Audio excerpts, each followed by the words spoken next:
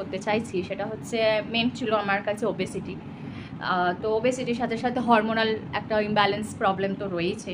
তো আমার শরীরের মধ্যে যে চেঞ্জেসগুলো আসে সেগুলো কিভাবে আসলো। Hello everyone, welcome to my channel life with Anindita. আমি অনিন্দিতা নিয়ে চলে এসেছি আবারও একটা নতুন ব্লগ নিয়ে। আজকের পুরো ব্লগের একটা ডিফারেন্ট টপিকের ওপর তোমাদের সাথে আমি শেয়ার করবো। টপিকটা ইজ মি ডেফিনেটলি, অ্যান্ড টপিকের এক্স্যাক্ট যেটা নিয়ে আমরা আমার যে টপিকটা নিয়ে আমি কথা বলতে চাই সেটা হচ্ছে হেলথ। আমি জানি না হয়তো কতটা উইয়ার্ড লাগবে বা কীরকম বোকা বোকা লাগবে আমি জানি না, বাট নিজের হেলথ নিয়ে শেয়ার করতে কোনো অসুবিধা নেই। আজকাল সবারই হেলথের সমস্যাটা এখন খুবই কমন, আর স্পেশালি মেয়েদের জন্য তো হেলথের সমস্যা মানে ইটস আ কাইন্ড অফ কী বলে হরমোনাল ইমব্যালেন্সিং প্রবলেম, ওবেসিটি যেটাকে আমরা বলি, তারপরে দেন ইনসুলিন সেন্সিটিভিটি, অনেক অনেক রকমের রোগ হয়ে থাকে। আর আমি কিভাবে আমার কি হয়েছিল বা এখনও কিসের মধ্যে দিয়ে যাচ্ছি আমি জানি না, হয়তো আমার মতন অনেকেই হয়তো সেম জিনিসেই সাফার করতে পারো, হয়তো কেউ নাও করতে পারো, বা আমার স্টোরি কারোর কোনো স্টোরির সাথে হয়তো কিছুটা হলেও কমন থাকতে পারে। তো যাই হোক, তো এই নিয়ে আজকের পুরো ব্লগটা হতে চলেছে।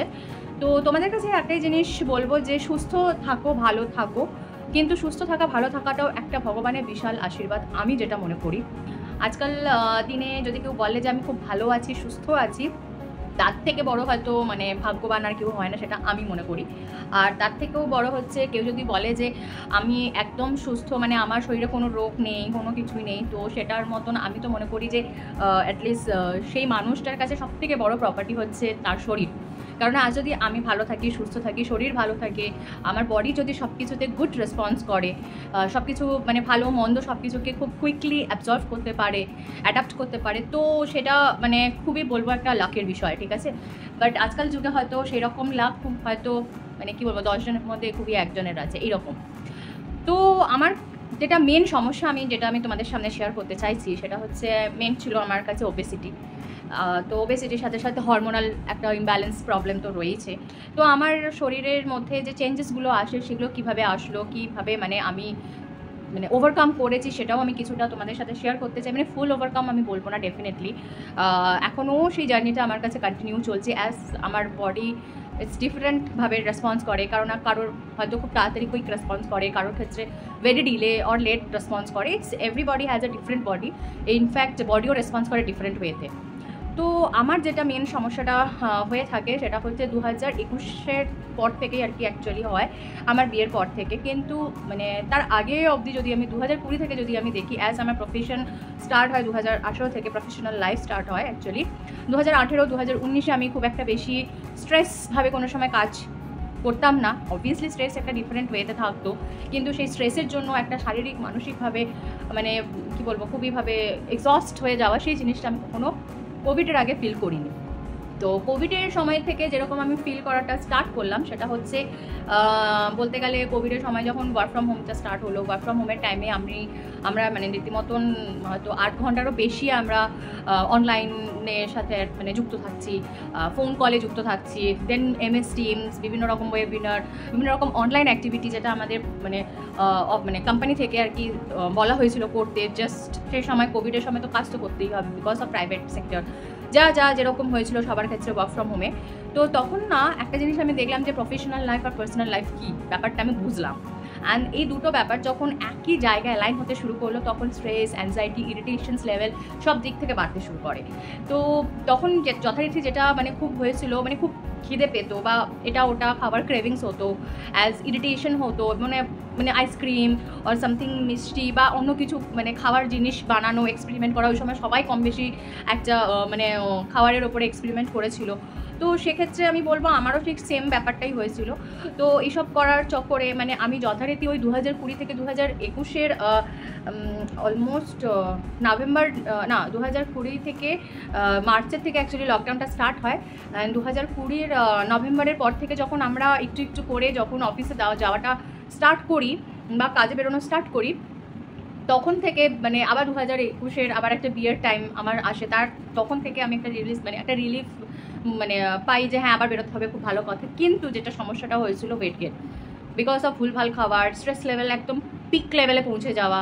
তার থেকেও বড় জিনিস হচ্ছে কোনো রকম কোনো এনজয়মেন্টস নেই, ইরিটেশনস, বিরক্তিকর, এই জিনিসগুলো হওয়ার জন্য কিন্তু আমার মানে যেখানে বিয়ের আগে 68 কেজি অ্যারাউন্ড ছিলাম, বিয়ের পরে সেটা হয়ে দাঁড়ায় উইদিন 1 ইয়ার, মানে 2021 আমার বিয়ে হয়। 2021 ফেব্রুয়ারি মাসে বিয়ে থেকে শুরু করে যদি আমি ডিসেম্বর মাসটা ধরি, ইনফ্যাক্ট আমি তখনই হয়তো ওয়েট গেন করে গেছিলাম 5-6 কেজি মতন, ঠিক আছে। অ্যান্ড তারপরেও আমি ইনফ্যাক্ট থামিনি, মানে ওয়েট গেন করেছি, ঠিক আছে, ওকে ফাইন, হোয়াট এভার। বিয়ের পরে সবাই ওয়েট গেন করে, এটা একটা ন্যাচারাল নমিনাল ব্যাপার, যেটা সবাই বলে এটা নাকি খুব ভালো সাইন যে ইউ আর সো স্যাটিসফাইড, এইসব ব্লা ব্লা ব্লা যেগুলো বলা হয় সেগুলো ইটস অ্যাকচুয়ালি ভেরি রং, ঠিক আছে।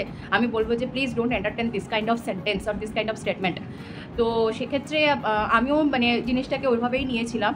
তারপরে যখন দেখি 2022 সালের যখন এপ্রিল মের টাইমটাতে আমার একসময় হঠাৎ করে যেটা হয় কি সাইকেল আমার আমার মেনস্ট্রুয়েশন সাইকেল আমার হঠাৎ করে মানে বিগড়তে শুরু করে। ইটস লাইক 2-3 দিন আগে পরে এরকম হচ্ছে। তো আমিও ভেবেছিলাম অ্যাজ সাইকেল লেন্থ মানে যদি 26 দিনের থেকে শুরু করে, সরি 26 না 21 দিন থেকে শুরু করে যদি 35 দিনের যদি সাইকেল হয়ে থাকে তো সেইটা যথারীতি নর্মাল বলে ধরা হয়।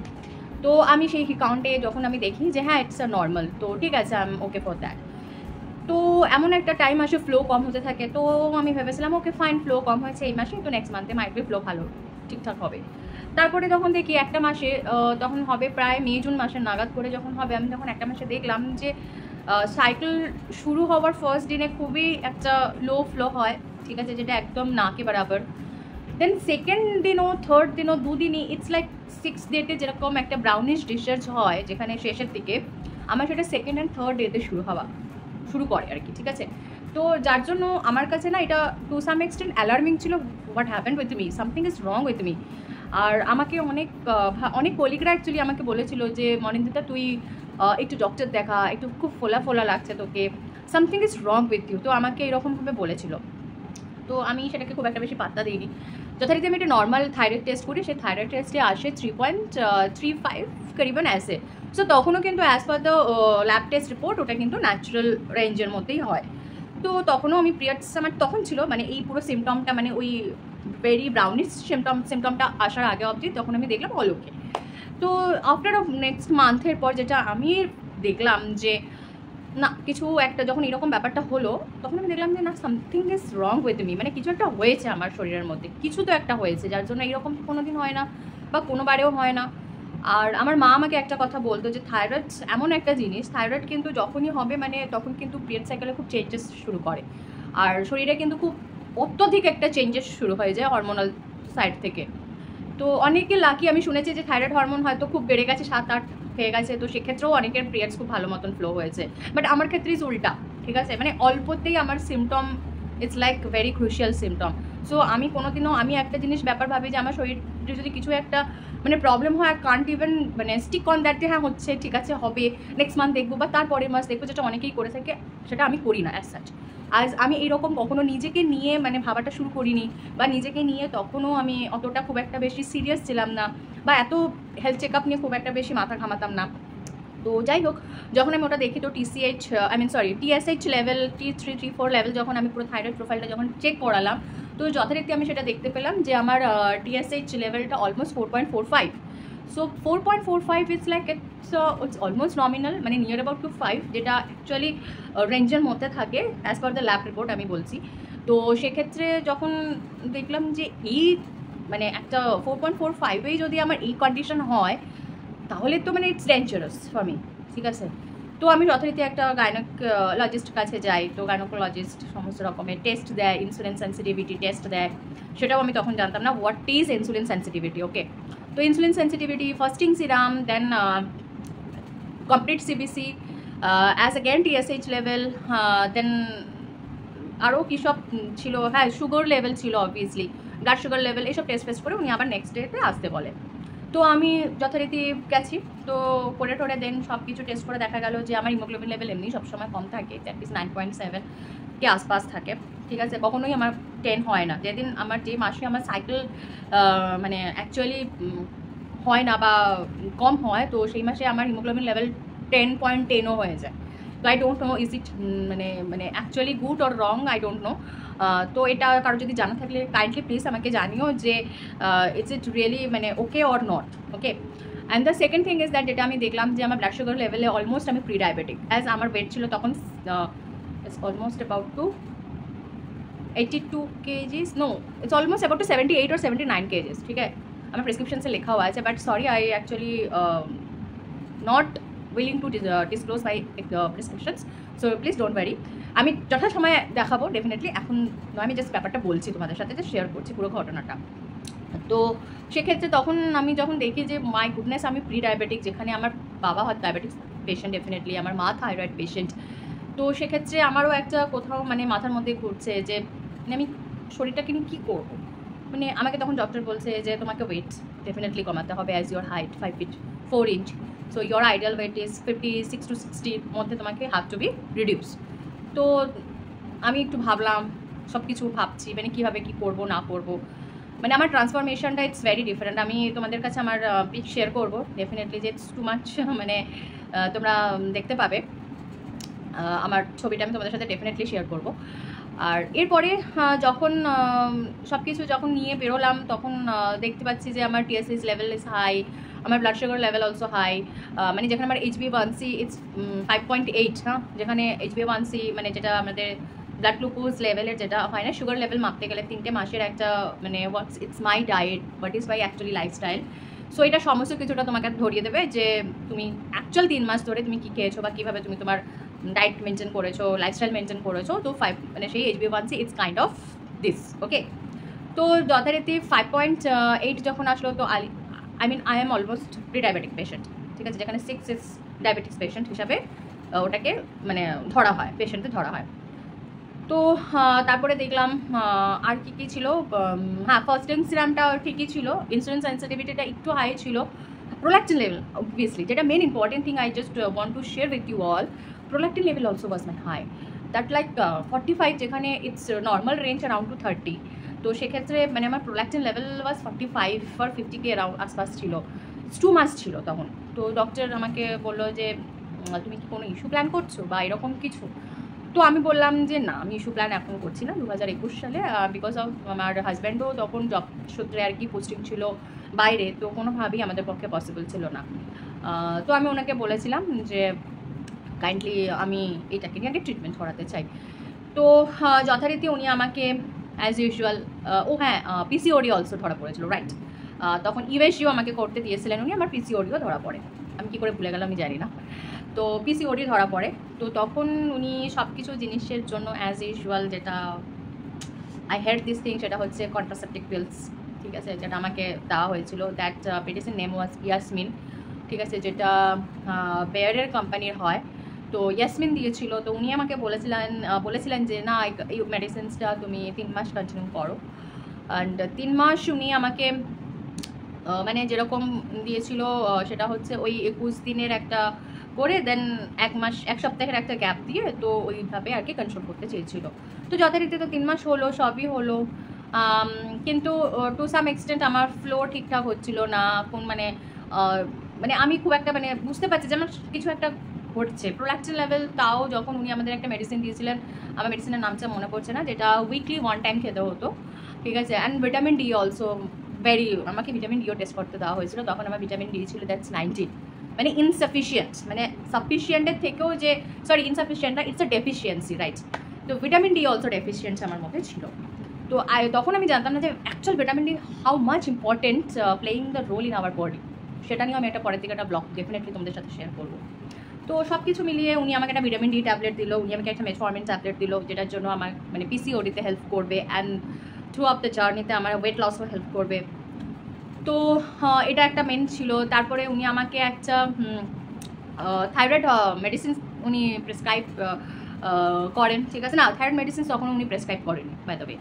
তো আমি তখন উনি আমাকে বললো যে কন্ট্রাসেপটিভ পিলসটা নাও, তো তোমার অটোমেটিক ওইটা ফ্লোটা আসবে, তো থাইরয়েড মেডিসিনস এখন আমি কিছু ইনক্লুড করবো না।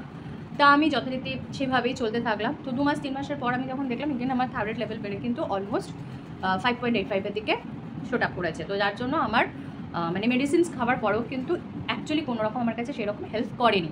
আর আমার তখনও মানে ইটস কাইন্ড অফ মোটাপাটা কিন্তু বাড়ছে, অ্যান্ড দ্যাট আমি যখন যাই তখন অলমোস্ট আমার 80, মানে 3 মাস পর আমার 80 কেজি হয়ে গেছে, ঠিক আছে। আমি বুঝতে পারছো না যে তোমরা মানে আমি কীরকম একটা অদ্ভুত রকম দেখতেছিলাম, মানে আমি নিজেকেও মানে অ্যাকচুয়ালি ওরকম রূপে এখন দেখলে না আমি জাস্ট লিটারালি শকড হয়ে যাই। তো নেক্সট যখন আমার পুরো ব্যাপারটা হবার পরে 3 মাস পরে যখন আমি গেলাম, তো ডক্টরকে অ্যাজ ইউজুয়াল বললাম যে দেখুন আমি একটা নর্মাল, মানে উনি বলেছেন এই টেস্ট করে নিয়ে তোমরা আসবে, যখন নেক্সট আসবে সেটা কী কী টেস্ট ছিল, তার মধ্যে ছিল CA 125 টেস্ট ছিল। এই টেস্টটা কি আমি সেটাও পরে আমি মানে ডেফিনেটলি ডিসক্রাইব করবো what is CA 125 test. And then ছিল ইনসুলিন ফাস্টিং সিরাম যে একটা টেস্ট হয় সেটা একটা ছিল। অ্যান্ড সাথে ইউএসজি তো ডেফিনেটলি ছিল যে হোয়াটস অ্যাকচুয়ালি মানে আমার সিস্টটা অ্যাকচুয়ালি কমেছে, মানে পিসিওডিতে it's kind of many tiny cyst থাকে, তো সেগুলোকেই আর কি পিসিওডি হিসাবেই ধরা হয়। মানে তারপরে আর কি ছিল, হ্যাঁ কমপ্লিট সিভিসি, LFT সব কিছু নর্মাল যেটা ছিল। তো আমি যথারীতি এইসব টেস্ট করে নিয়ে যাই। নিয়ে যাওয়ার পরে উনি আমাকে যেটা দেখলেন যে CA 125টা কিন্তু আমার বেড়ে দাঁড়িয়েছে 45 ছিল, যেখানে 45 ছিল, যেখানে আমার কিন্তু CA 125-এর অ্যাকচুয়াল যেটা মানে রেঞ্জ হয়ে থাকে দ্যাট ইজ মিনিমাম তো যা খুশি হতে পারে বিলো দ্য 35 অ্যান্ড ম্যাক্সিমাম হচ্ছে 35 ইজ দ্য রেঞ্জ। তো সেটা আমার দাঁড়িয়েছিল 45। তো উনি আমাকে যথারীতি দেখে সব কিছু দেখে একটাই জিনিস বললেন যে অনিন্দিতা মানে তোমার সমস্যা আছে, সেটা হচ্ছে এন্ডোমেট্রিওসিস। তো যাই হোক উনি এন্ডোমেট্রিওসিস ওটা উনি মনে করলো যে ওটা আমার আছে। তো উনি আমাকে বললেন যে তোমাকে আমি একটা ইঞ্জেকশনস দেবো, প্রোজেস্টেরন হরমোনের ইঞ্জেকশন। আই তো was little bit shocked, why injections দেওয়ার মতন কি আমার মানে এই কন্ডিশনে চলে আসলো। তো সরি, তো তখন অনেক কিছু জিনিস ভাবলাম। তারপরে উনি হঠাৎ করে বললেন যে না আমি তোমাকে এক কাজ করছি, ইঞ্জেকশনস দেবো না, তুমি যেটা ইয়াসমিনটা খাচ্ছিলে সেই ইয়াসমিনটা তুমি অলমোস্ট 3 মান্থস কন্টিনিউ খাবে, দেয়ার ইজ নো গ্যাপ, ঠিক আছে? তো 3 মান্থস কন্টিনিউ খাবে। আমার খুব ভালো মনে আছে যে আমি ওই ওষুধ চলাকালীনই অক্টোবর মাসে আমি গোয়া ঘুরতে যাই। তো সেই মুহূর্তে থেকে আমি 3 মাস ওই মেডিসিনস খেয়েছি। বিশ্বাস করো, it's too irritative for me and most of the time মানে ইটস আ কাইন্ড অফ কী বলবো, মোস্ট অফ দ্য ডে আমি খুব হট ফ্ল্যাশেস ফিল করেছি। তার সাথে সাথে আরেকটা জিনিস ফিল করতাম, সেটা হচ্ছে প্রচণ্ড পরিমাণে আমার ল্যাথার্জি লাগতো, প্রচণ্ড পরিমাণে ঘুম পেতো, মানে আমার মানে জীবনে কোনো কিছু জিনিস আর কি আমার করতে ইচ্ছা করতো না, ঠিক আছে? মানে এরম লেভেলের আর কি আমার ইরিটেশন চলে এসেছিলো। কিন্তু যথারীতি আমাকে ডক্টরের জন্য আর কি মানে অ্যাডভাইসের জন্য আমাকে খেতে তো হবে, কিছু করার নেই। সো 3 মাসকে উনি আমাকে বলেছিলেন যে তুমি কন্টিনিউ 3 মাস খাবে, দেন পুরোটা স্টপ করবে। তারপরেও যখন দেখছো যে 1 or 2 উইক্সের মধ্যে যদি তোমার পিরিয়ডস না হয়, so then again you have to continue. তো আমার একদিক থেকে আমার হাজব্যান্ড আমাকে বলছে যে তুমি 3 মাস কন্টিনিউ খাচ্ছ, দেখো এটার জন্য তোমার জন্য কোনো সাইড এফেক্টস না হয়, কোনো কিছু যেন মানে অসুবিধে না হয়, হরমোন রিলেটেড কোনো ইস্যু না হয়। তো এইসবের জন্য উনি আমাকে মানে অনেক কিছুভাবে বলেছিল, ঠিক আছে? তো আমি আর অত মানে না, ম্যাডাম নিশ্চয়ই দিয়েছেন, ডক্টর দিয়েছেন, নিশ্চয়ই আমাকে একটু ভরসা তো করতেই হবে ওনাদের ওপর, তাই না? বিশেষ করে তখন আমি না 3 মাসকে যখন ওই ডিসেম্বর মাসে, আমার এখনও মনে আছে 1 ডিসেম্বর কি 2 ডিসেম্বর থেকে আমি ছেড়েই দিয়েছিলাম। অ্যান্ড আমার ওয়েট গেন করে সেটা 85-তে চলে এসছে। মানে ইটস আ কোয়াইট হিউজ 85, মানে আমার ওয়েট যেখানে মানে আমি বাজাবে আমি কিন্তু সুগারের মানে ওই যে মেটফর্মিন যেটা সুগারের মেডিসিনস আমি ওটা খাওয়া বন্ধ করে দিয়েছিলাম, ঠিক আছে? অ্যান্ড অল ওভার প্রোল্যাক্টিন যেটা ছিল সেটাও আমার বন্ধ হয়ে গেছে। 2 মাস কন্টিনিউ আমার হয়েছিল, সেটাও বন্ধ হয়ে গেছে।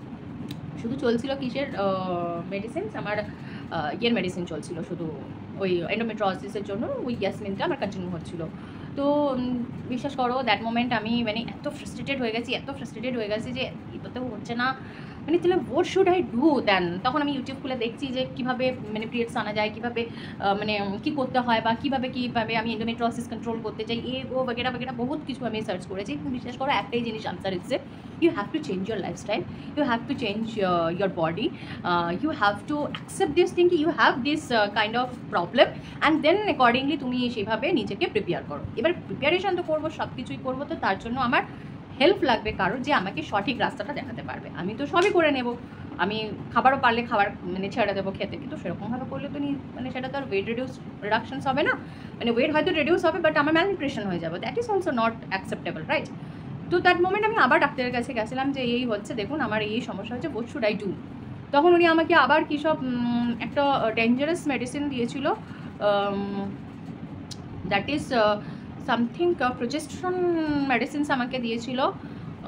অ্যান্ড দিস ইজ ভেরি মানে pathetic and very costly you know, মানে এক একটা স্ট্রিপস অলমোস্ট 850 টাকা 900 টাকা স্ট্রিপস। ওকে, আমার কাছে যদি স্যাম্পল থাকে তো আমি তোমাদের কাছে নিশ্চয়ই কোনো একটা ব্লগে আমি শেয়ার করার চেষ্টা করবো বা বলার চেষ্টা করবো যে এক্স্যাক্টলি কী মেডিসিনস আমি খেয়েছিলাম। অবশ্য প্রেসক্রিপশনসও লেখা আছে, আমাকে দেখতে হবে। মানে লিটারালি আমি ফ্রাস্ট্রেটেড হয়ে গেছিলাম। উনি আমাকে থাইরয়েডের মেডিসিনস উনি অ্যাড করলেন 12.5 mg। তো আমার মানে 12.5 mg এক তো মানে থাকে না।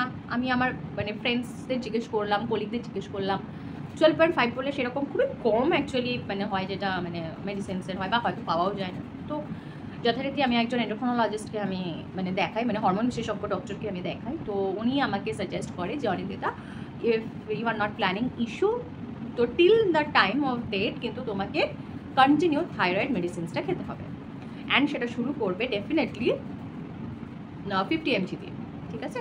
তো আমি যথারীতি ওনার কথা মতো 50 mg দিয়ে স্টার্ট করি। বিশ্বাস করো 50 mg দিয়ে থাইরয়েড ক্ষেত্রে আমার কন্ট্রোলে থাইরয়েড চলে আসে উইদিন 2.5 months।